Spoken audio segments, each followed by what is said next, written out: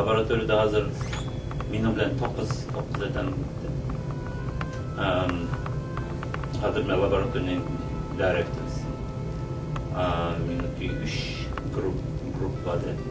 Hazır mesela gelip üstüme bir grubun embryology project işletti. Şu muammelandaki tohumlar bilen, embriyolar bilen işte project başladı işte. Ondan keyin yana bir grupam bu nim bilen işledi. Stem cell bu bizimki bir çeşitli laboratoriyadaki. Yedim şu embryonic stem cell işte projectlar işledi.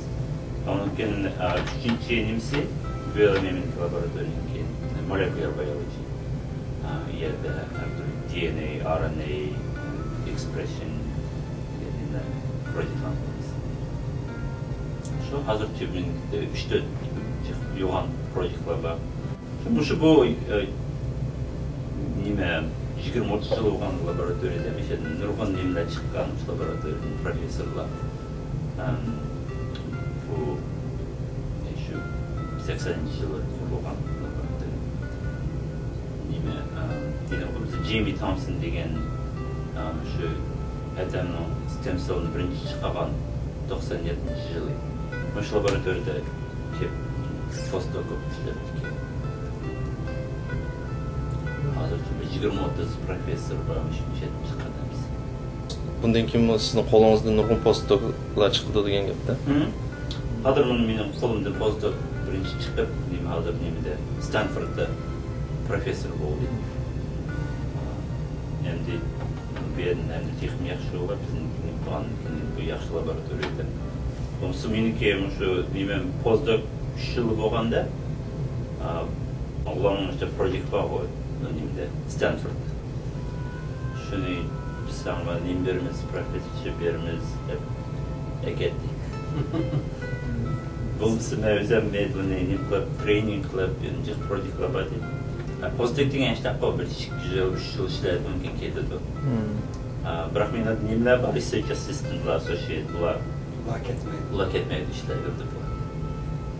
Sizden bu keyince oraya üniversiteden alıyor, faculty profesör oldu, oylamışlar bir şey yaparsın işte.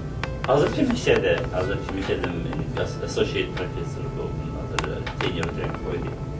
Bu yeni laboratuvarını kurup, bu hemen nimlerine köç gerekti. Bunca bir yıl çıkıştı ki de bir yerde hazır nimler maymunlarla işlemedi. Ben şu adamın tutumundan işlemedim. Nimen var, projeler var. Bir yerde bizim laboratuvarın bu gamda hemen nimen var. Bırak şu adamın tutumundan adamın üründe işlememiz ruhsat demeydi. Hemen nimen federal manya alan bu gamkin implement ki. Bizim kompüterimni işletmemin ki yapımsı o yine işlem. Yapımsı onu pencilini deydi onu nimenki işte akçısı ağan, hemen nime private oluş gerekir. Başka yan laboratuvar açtığını atmaz. Onun downtown'da private building şeyde human lab. Onun ki pulu federal funding'den gelmeydi. Ya o private hazır. Bunu adam işlesin. Eşed işlettim bu.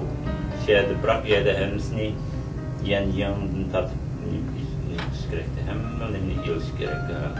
Mümkün şu işlerden adamların hemsini ekilip bunu üç gerekli çalışıyor. Şevket ettiler. Şu eşi laboratuvarını açsak yaxşı oladı. Bunsa bir yerde açsak deyken ben maymun işlerimi mezunuyum ki human project'lan kullanıyorum. De Bağışname'de üniversite insan var. Ya laboratuvarı çıkarız. Şu anda işler bırak bunu ki. Okulusunda üniversite çıkaranda. Ya onu bizim private taptım. Ben hazır patent var.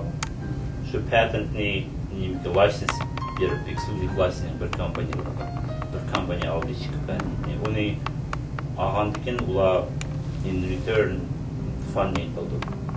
Şu an şu private laboratuvar 3 yılga hemsini kurup 3 yılga akçını çıkıyor. Onun kaçlık bahçede saklarsınız? Onu humanlarını bir yıl budget $2 milyon. Onun deken 2-3 yılı $1,5 milyon devriye. Şu bir kaç oldu? 5 milyon oldu. 3 yıl bakıyorum. 3 yılniki budjeti. Siz adette bu üniversitede ders öğretensiniz. Ders hazırcı yok. Bırak hem de kegen yılı ders vermem koydum. Yine nimi koygan, geçen yeri koygan, bunlar ders verdik. Vakit yok, bırak dersi. Ders ondan şu PhD bağlamı versin. Müştak oldu. Çünkü meşege özümüzdeki PhD programını açımını da ödemeydi. Bomsa bizim meyde Primate Center'da yok PhD programı. Ve nimede var, o üniversite aşkı bula PhD falan. Meşege, evet biz PhD istiyoruz. Daha hazırlıkta sizin meyadaki private lab'daki yılı çıkamapancı var. Budjeti 1 milyon çıba, bir yıl. Şu bizim yemeğine var. Şöhret aka, siz bu kadar tədqiqat nəticənizi elan qılğandan keyin dünyada nəhayət ulğul qozladı. Həm sizin Uyğur ikənliginizni bilgəndən keyin biz bu nəhayət sizdən fəxrləndik, həm qürurlandik. Şu internetlarda voy bu Şöhret mütəllib Uyğur emasga degan gaplarmi bo'ldi-da. Bunun haqqında o'zingizning og'izdan bir gap anglayli deymiz. Uyg'urman.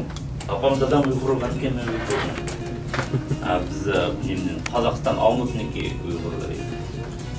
Bunun için bizning vatanda endi sizning kasbingiz o'xshagan biologiya kasbini o'qib, yaxshi o'qigan bolalar bor endi. Shularning sizning mush qo'lingizga kelib o'rganish fursatlari bo'lamdi. Bo'ldi. Agar bo'lsa, endi qanday shartlarni hozirlasa shu bolalar hozirdan boshlab nimalarni o'rgansa, uning uchun o'sha kelish fursati bo'ladi.